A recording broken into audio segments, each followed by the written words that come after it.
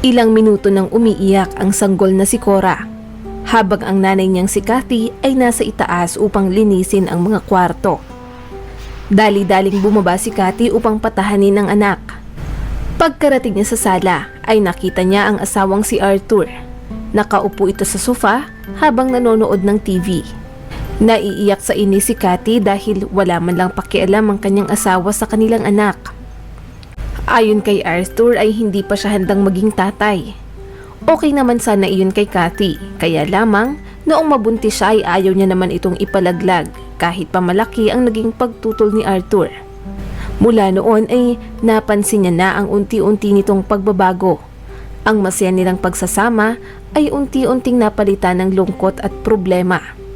Naging abala si Kathy sa pag-aalaga ng kanyang anak, habang si Arthur naman ay parang walang pakialam, kaya halos araw-araw ay masama ang loob ni Kathy.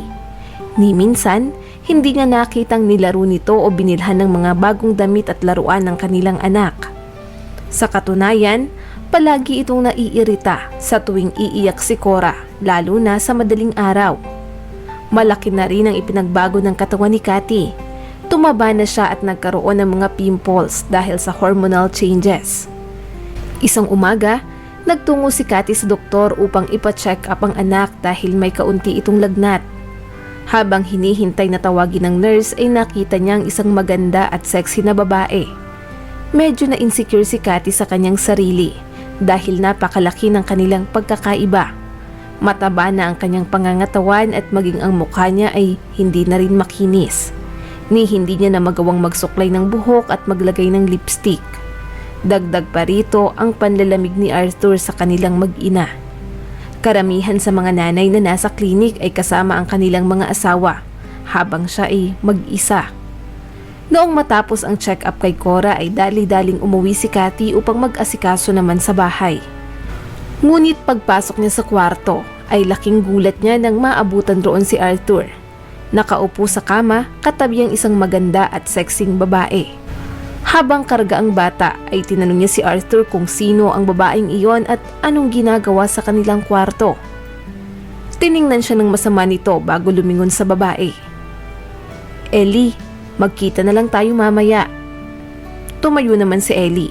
Kinuha ang handbag bago dire-diretsong naglakad papalabas ng bahay. Muli ay tinanong ni Kathy ang kanyang asawa.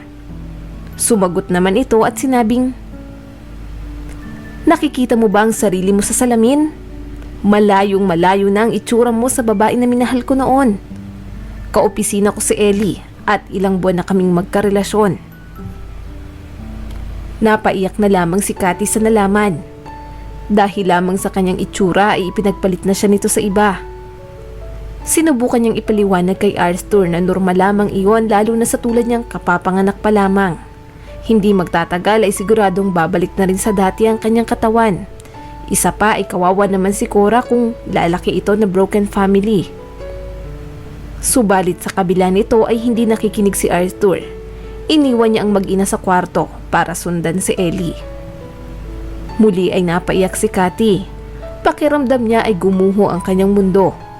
Mahal niya si Arthur at hanggat maaari ay gusto niya sanang ayusin pa ang kanilang relasyon. Hindi niya matanggap ang ginawa nitong panluloko sa kanya. Ilang beses niyang pinag-isipang mabuti kung ano ang gagawin niyang desisyon. Makaraan ng ilang minuto ay nagising na si Cora at noong mga sandaling iyon, nahanap niya na ang sagot. Gusto niyang manatili sa bahay na iyon kasama si Arthur upang mabigyan ng masaya at kompletong pamilya si Cora. Pinahid niya ang luha sa pisngi.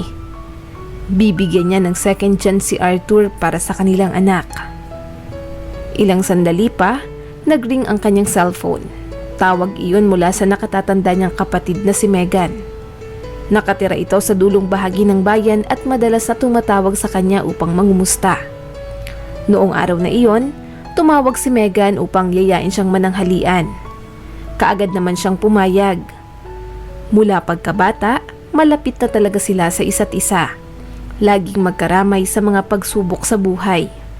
Noong araw na iyon, napagpasyahan ni Kathy na ibahagi sa kapatid ang kanyang pinagdadaanan upang hingiin ang payo nito. Pagkarating ng mag-ina sa bahay ni Megan ay masaya silang sinalubong nito. Kaagad binuhat ni Megan ang pamangkin. Habang nagkahanda ng pananghalian, naikwento ni Cathy ang pambababae na ginagawa ni Arthur. Pero sa kabila nito ay handa siyang bigyan ito ng second chance. Nalungkot si Megan para sa kanyang kapatid. Hinawakan niya ito sa kamay bago nagsalita. Alam mo Cathy, hindi mo deserve na lokohin. Ano man ang dahilan ni Arthur ay mali pa rin ang kanyang ginagawa. Alam ko naman yun ate, pero hindi ko lubos maisip na lalaki ang anak ko na walang kikilalaning ama. Isa pa ay papaano ko matutustusan ang kanyang mga gastusin gayong wala naman akong trabaho. Kalmadong nakinig si Megan sa kapatid. Alam mo Cathy, ang pananatili sa isang toxic na relasyon ay lalo lamang magiging miserable ang buhay mo. Sa tingin mo ba, sa sitwasyon mong iyan maibibigay mo ang lahat ng pagmamahal at pag-aaruga na kailangan ng anak mo? Hindi ka agad nakasagot si Cathy. Alam niyang tama ang sinabi ng kapatid. Ito na ang huling beses na gagawin ko ito ate. Ayaw kong makipaghiwalay ng may pagsisisi. Gusto ko pa siyang bigyan ng huling pagkakataon. Nakapagdesisyon na ako. Mas magiging maalaga na ako sa sarili at sisikapin kong maibalik ang dati kong itsura nang sa gayon ay manumbalik ang pagmamahal ni Arthur sa akin. Napangiti na lamang si Megan dahil sa katatagan na ipinapakita ng kapatid. Sosuportahan kita at sana makita ni Arthur kung gaano siya kaswerte sa'yo. Masayang kumain ng pananghalian ng magkapatid bago nanood ng movie. Medyo na-relax si Cathy matapos maibahagi ang problema at sama ng loob kay Megan. Bandang 4:00 ng hapon, napagpasyahan niya ng umuwi ng bahay para maghanda ng masarap na hapunan at sorpresa na rin para sa kanyang asawa. Mabuti na lamang at mahimbing ang tulog ni Cora kaya nagawa niyang magluto ng masarap na hapunan. Plano niya sanang kausapin ng masinsinan si Arthur tungkol sa kanilang relasyon bilang mag-asawa. Kung papaano nila aayusin ang lahat para sa kanilang anak. Mga bandang 8:00 ng gabi ay inihanda niya na ang romantic dining room. Pinalitan niya ang table cover at naglagay pa ng mga kandila. Excited na siyang makita ni Arthur ang kanyang sorpresa. Subalit, inabot na siya ng 11:00 ng gabi ay wala pa rin ito. Nakaramdam siya ng pag-aalala para sa kanyang asawa. Sinubukan niya itong tawagan sa cellphone pero hindi ito sumasagot. Bawat minutong lumilipas ay lalong tumitindi ang kaba ni Cathy. Ilang minuto bago sumapit ang 12:00 ng gabi ay nakarinig siya ng katok sa pintuan. Patakbo niya itong binuksan ngunit laking gulat niya nang bumungad roon si Ellie kasama si Arthur na noon ay lasing na lasing. Napakuyom na lamang ang palad ni Cathy sa sobrang galit. Anong ginagawa mo rito Ellie? Tiningnan siya ng masama ni Arthur bago nagsalita. Ayusin mo nga ang pananalita mo, Cathy. Siya na ang magiging bago kong asawa. Parang napako si Cathy sa kanyang narinig. Papaanong nasasabi iyon ni Arthur ng ganoon na lang? Napakawala nitong puso para abandonahin siya at ang kanyang anak. Pagpasok ni Arthur ay kaagad niyang napansin ang inihandang sorpresa sana ni Cathy. Tumawa lamang ito ng malakas bago muling nagsalita. Tingnan mo nga naman. Sa tingin mo talaga'y mamahalin pa kita dahil lang ipinaghanda mo ako ng hapunan? Napaluhan na lamang si Cathy dahil sa sinabi ni Arthur, habang si Ellie ay nakangisi lamang. Halatang natutuwa ito sa mga nangyayari. Mahimbing ang tulog ni Cora pero nagising ito dahil sa ingay na nangyayari. Malakas at tuloy-tuloy ang naging pag-iyak nito. Sinuntok ni Arthur ang mesa dahil sa inis. Kailan ba titigil sa pag-iyak ang batang yan? Dahil sa galit ni Cathy ay hindi niya napigilang maiduro si Arthur. Huwag na huwag mong pagsasalitaan ng ganyan ang anak ko. Anak natin. Anak mo siya, baka nakakalimutan mo. Simula pa lang ay ayaw ko na talaga sa kanya, hindi ba? Anak mo lang siya, Cathy. Padabog na umakyat sa kwarto si Cathy upang karagahin ang anak. Makaraan ng ilang minuto ay muli naman itong nakatulog ng mahimbing. Isinama niya ito nang bumaba siya sa sala. Kaagad naman siyang hinawakan ni Arthur sa braso at hinila palabas ng bahay. Pakakasalan ko si Ellie kaya marapat lamang na umalis ka na rito sa pamamahay ko. Saan mo naman ako papapuntahin sa 10 oras ng gabi, Arthur? Maawa ka naman sa amin ng anak mo. Bukas, pag-usapan natin ito ng maayos. Mag-isip-isip ka naman muna. Isipin mo naman ang bata. Ngunit pinalayas pa rin siya ni Arthur kasama ang bata bago isinara ang pinto. Halos kalahating oras pang nakatayo si Cathy sa harap ng pinto. Patuloy na kumakatok habang nakikiusap na pagbuksan siya ni Arthur, pero hindi ito nakikinig. Sinipa at nagsisigaw pa si Cathy pero wala rin namang nangyari. Noong mga sandaling iyon ay alam niyang tapos na ang lahat sa kanila. Marahang naglakad si Cathy papalayo sa bahay na iyon. Wala siyang ideya kung saan siya pupunta pero nagpatuloy lamang siya sa paglalakad. Naisip niyang magtungo sa bahay ng kanyang kapatid na si Megan pero malayo ang bahay nito. Wala siyang cellphone, wala siyang sasakyan o pera pambayad sa taxi. Ang tanging magagawa niya lamang ay ang maglakad. Mahigpit niyang niyakap si Cora, subalit ilang sandali pa ay biglang bumuhos ang malakas na ulan. Sinubukan nilang sumilong pero basang-basa pa rin sila. Sinikap niyang humanap ng masisilungan pero wala siyang nakita. Nanginginig na rin silang mag-ina sa lamig. Napaiyak na lamang si Cathy nang ilang sandali pa ay mayroong tumapik sa kanyang balikat. Isang police officer ang lumapit sa kanya. Anong ginagawa mo rito sa 10 oras ng gabi?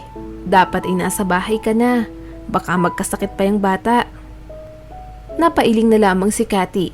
Sinabi niya sa pulis na wala siyang sasakyan para marating ang kanyang pupuntahan.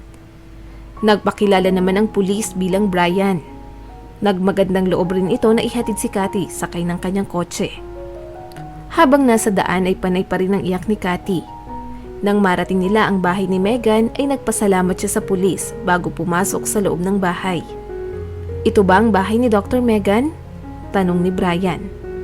Tumango lamang si Cathy. Gustong-gusto siya ng pamilya ko bilang family doctor dahil bukod sa magaling ay napakabait niya pa. Nakangiting wika nito.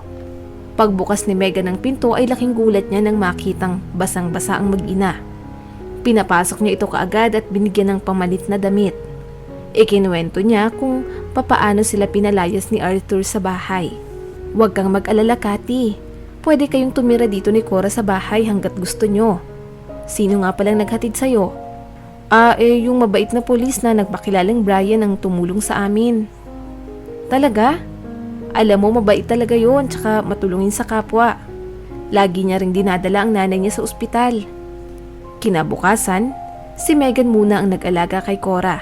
Dahil maaga siyang nagising kaya naghanda na rin siya ng almusal. Alam mo, Cathy, dapat makamove on ka na dyan kay Arthur. Isipin mo ang anak mo at ang magiging buhay ninyo. Oo ate, tapos na ako kay Arthur. Pagod na akong bigyan siya ng isa pang pagkakataon. Ngayon ay sarili ko naman ang uunahin ko. Kami ng anak ko. Mas magiging matatag ako para kay Cora. Susubukan kong makahanap ng trabaho para maibigay ang mga pangangailangan ng anak ko.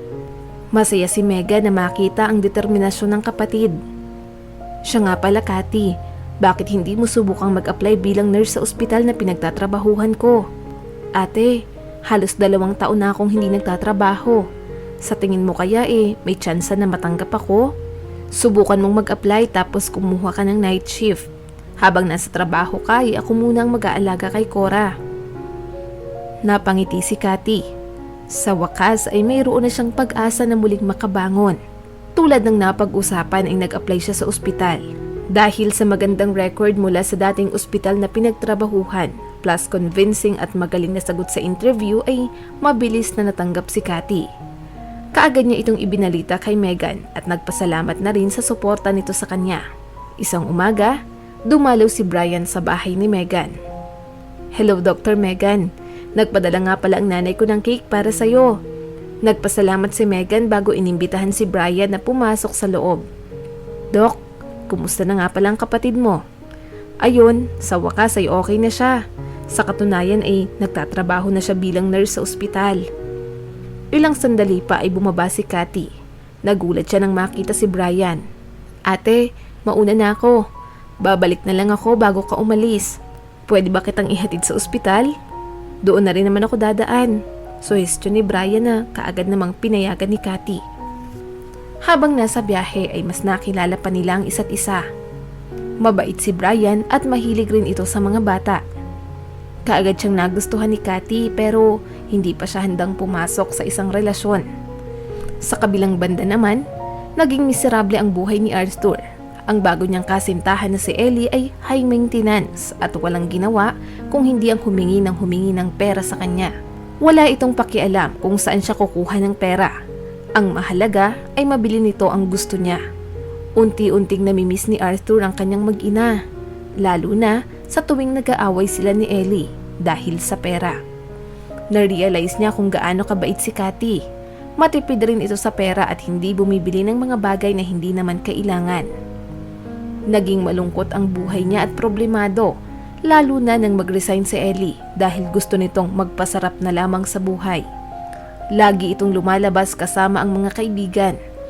Pag uwi ni Arthur sa bahay ay puro kalat ang kanyang aabutan at wala man lang pagkain.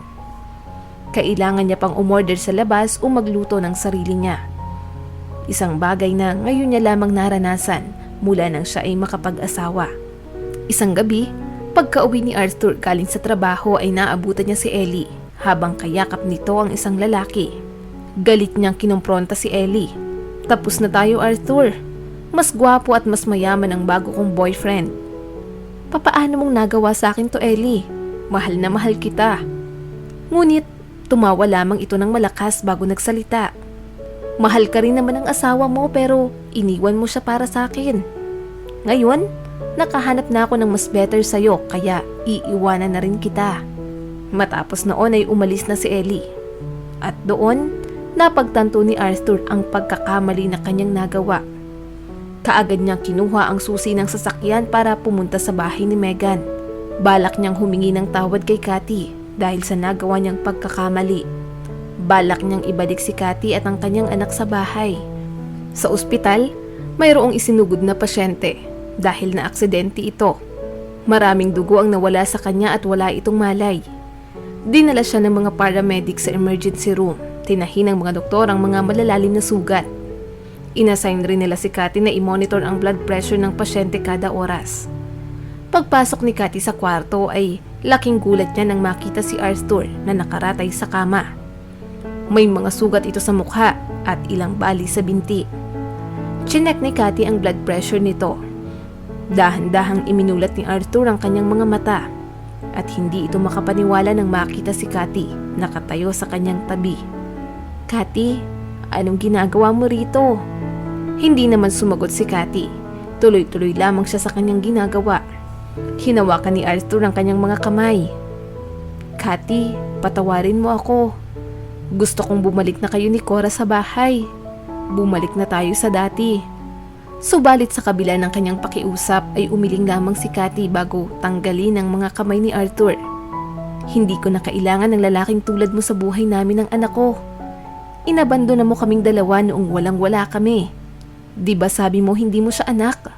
Isa pa ay mayroon ka ng maganda at sexy na kasintahan, hindi ba? Pasensya ka na, Arthur, pero hindi na kami babalik pa." Napaiyak na lamang si Arthur habang pinagmamasdan si Cathy papalabas ng pinto. Pagkalabas ni Cathy sa ospital ay sinalubong siya ni Brian. Niyakap siya nito ng mahigpit. "Kain muna tayo bago kita ihatid pa uwi?" "Sure, walang problema." Magkahawak kamay silang naglakad. Sa labas ng bintana, natanaw ni Arthur si Cathy habang masaya itong kasama ang lalaking tunay na nagmamahal sa kanya. Sising-sisi siya kung bakit hinayaan niya ang kanyang sarili na tumingin lamang sa panlabas na itsura. Bakit nagawa niyang maghanapan ng ibang babae, gayong mahal na mahal siya ng dati niyang asawa. Siya ang sumira sa kanilang pagsasama at wala siyang dapat nasisihin kung hindi ang kanyang sarili. Habang kumakain ay tinititigan ni Brian si Cathy. Mahal na mahal niya ito pati na rin si Cora. Umaasa rin siya na isang araw ay magiging handa na ito na magpakasal sa kanya. Gaano man ito katagal ay handa siyang maghintay. Maraming salamat sa patuloy na panonood sa aking munting channel. Kung nagustuhan mo ang videong ito ay huwag mong kalimutang mag-like and subscribe at pakipindot mo na rin ang notification bell para updated ka sa mga susunod nating video.